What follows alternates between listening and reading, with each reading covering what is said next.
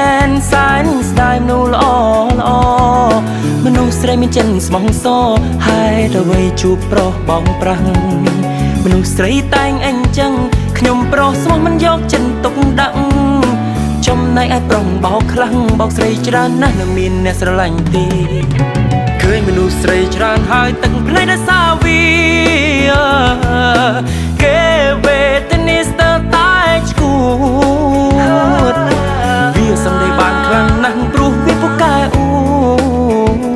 តឈួតអំនួតបោកតែស្រី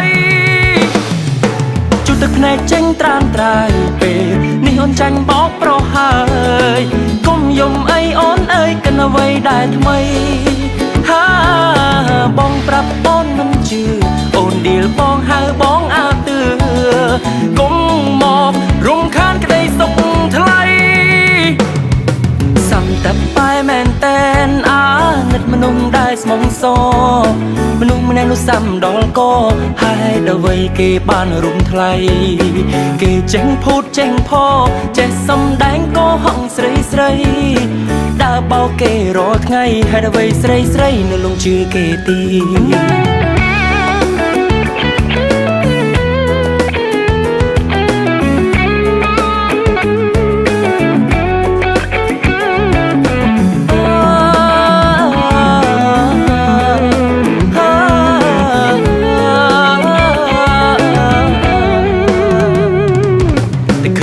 ស្រីច្រើនហើយទឹកភ្នែកដល់សាវី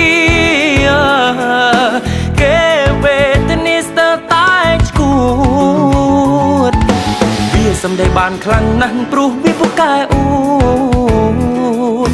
ឈួតអំនួតបោកតែស្រី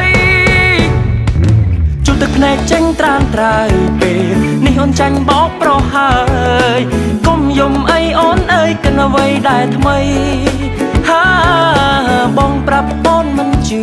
អូនឌីលបងហៅបងអាទឿ